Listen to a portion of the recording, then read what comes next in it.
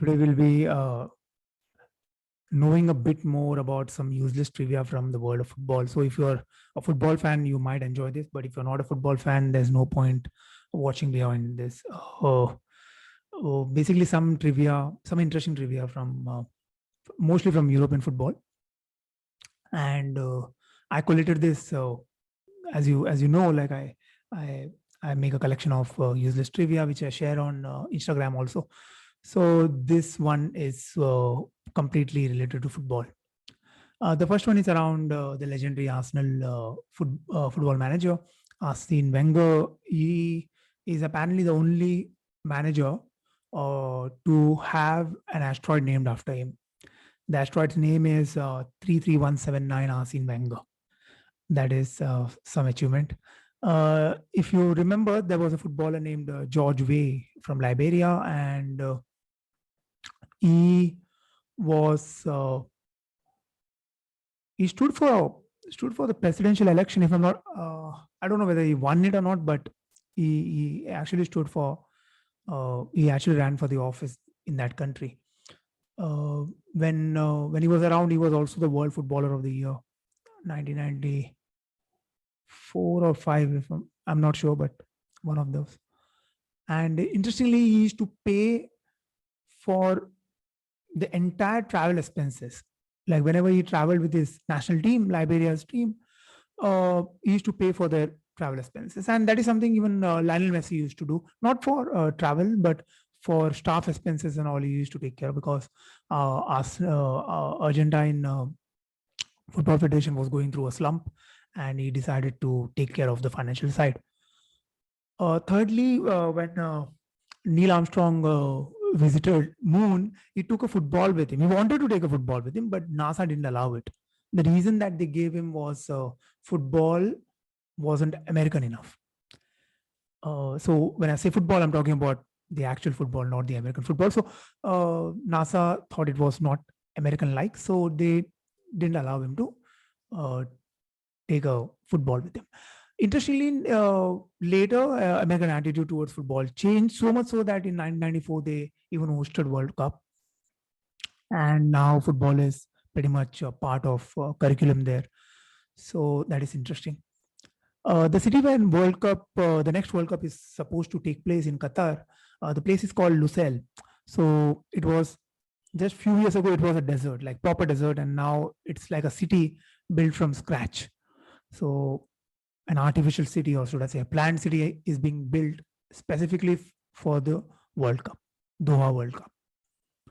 Fourthly, people remember Alex Ferguson as a legendary manager in British Premier League, but interestingly, he was sacked by Scottish club.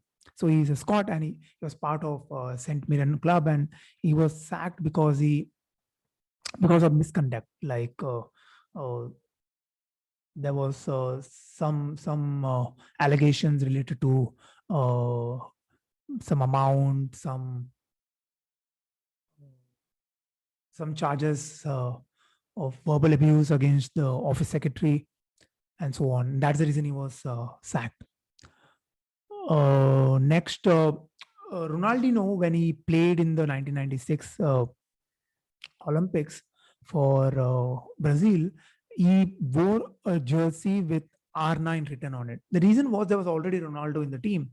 So they can't have two Ronaldo in the team. So he took R9. And in fact, his real name is Ronaldo. So to distinguish himself from the other Ronaldo, he started calling himself Ronaldinho. So Ronaldinho means little Ronaldo. So that's how the name stuck. Similarly, not similarly, but interestingly, Kaká from Brazil's team, his real name is not Kaká. Kaká is a nickname, and Kaká is basically shit.